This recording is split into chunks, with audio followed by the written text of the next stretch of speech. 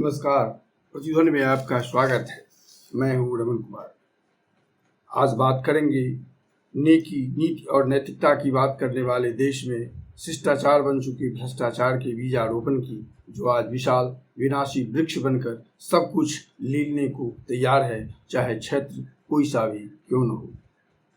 1947 में विखंडित होकर देश आज़ाद हुआ था और आज़ाद होते ही पाकिस्तान ने कश्मीर को कब्जाने के लिए घुसपैठ के रूप में अपनी सेना को 1948 में भेजकर युद्ध की स्थिति पैदा कर दी थी।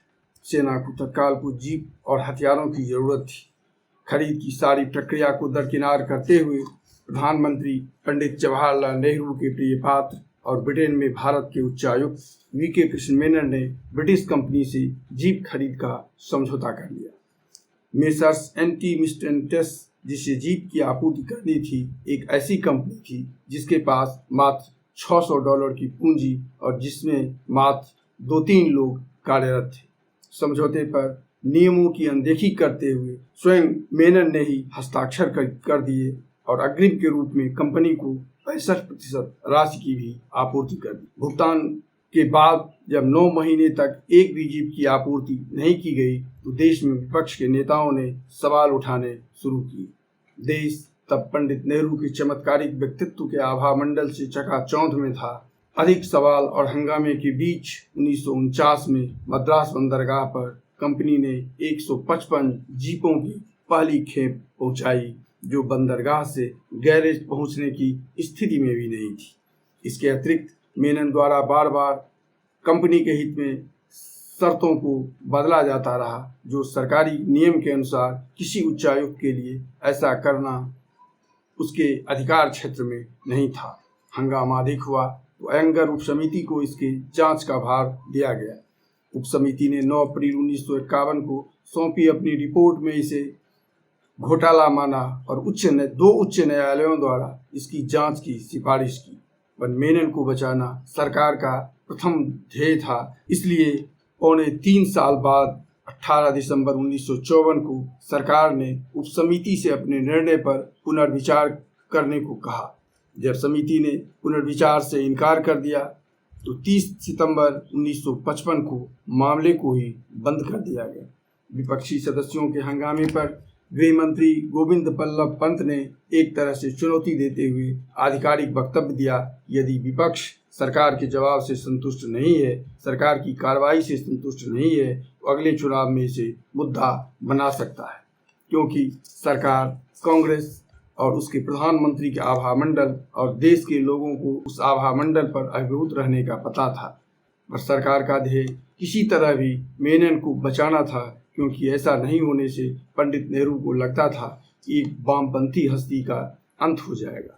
इसलिए 3 फरवरी 1956 को मेनन को केंद्रीय मंत्री बना दिया गया, जो 1962 में चीन से युद्ध में मिली पराजय के बाद तक उस पद पर बने रहे। ऐसी ही दूसरी एक और घटना 1957 का हरिदास मुंद्रा शेयर घोटाला है। हरिदास मुंद्रा कानपुर का एक बिजली बल्ब बनाने वाली कंपनी का एजेंट पर देश के प्रतिष्ठित व्यावसायिक परिवार बिरला परिवार का रिश्तेदार था। उसने अपने प्रभाव का इस्तेमाल कर LIC को 1,39,49,500 रुपये की विभिन्न कंपनियों के शेयर के दस्तावेज सौंपकर LIC से 1,26,85,780 रुपये का भुगतान प्राप्त कर लिया। 1,19,00,000 की रकम आज भरे बहुत छोटी लगे, पर उस समय सोने का भाव 95 रुपये प्रति 10 ग्राम था, जो आज 60,000 से ऊपर है। घोटाले की बात समाचार पत्रों में छपने के बाद संसद में इसे उठाने वाले स्वयं पंडित नेहरू के दामाद और कांग्रेसी सांसद फिरोज गांधी थे। नेहरू के मामले को दबाने की चाहत के बावजूद फिरोज गांधी ने सदन में इसे जोरदार ढंग से प्रतिष्ठा का प्रश्न बनाकर उठाया। इस कारण दामाद और ससुर के बीच तनाव चरम पर पहुंच गया, पर अंततः पंडित नेहरू को इसकी जांच की घोषणा करनी पड़ी और वित्त मंत्री TT कृष्णमाचारी को मामले पर पर्दा डालने के लिए सदन में कह दिया कि सदस्यगण निवेश की बारीकियों को नहीं समझते हैं, जबकि वे उठाए गए सवालों के जवाब सदन में स्वयं ही ठीक से नहीं दे पाते। अतः अंततः जांच हुई और पाया गया कि कि जो शेयर के प्रमाण पत्र मुद्रा ने LIC को सौंपे थे वे असली नहीं थे और मूल सर्टिफिकेट को मुद्रा ने कहीं और सौंपकर वहां से और भी रकम प्राप्त कर ली थी। बढ़िया सब हुआ जब सरकार के सारे अतिक्रम नहीं चल पाए थे और अंततः वित्त मंत्री कृष्णमाचारी, वित्त सचिव और LIC के चेयरमैन को त्यागपत्र देना पड़ा था, क्योंकि LIC ने जो मुद्रा से ये शेयर खरीदे थे वे अपनी निवेश समिति की अनुशंसा के बगैर खरीदे थे। तो इस तरह व्यक्ति हित को राष्ट्र हित पर प्रश्रय देने की परंपरा का बीजारोपण किया गया, जो आज विशाल विकराल के रूप में सब कुछ लीलने को तैयार है। पर जनता तब भी एक व्यक्ति के आभामंडल पर न्यौछावर थी, आज भी है। यानी कहें तो जनों की राष्ट्रभक्ति क्या आज देश हित पर, राष्ट्रभक्ति पर भारी नहीं पड़ रही है? और कि क्या कब तक यह स्थिति बनी रहेगी और देश कब तक इसकी कीमत चुकाता रहेगा? सोचिएगा जरूर। चैनल अच्छा लगे तो सब्सक्राइब, लाइक कर अपनी प्रतिक्रिया से अवगत करेंगे। धन्यवाद, नमस्कार, मिलते हैं फिर अगले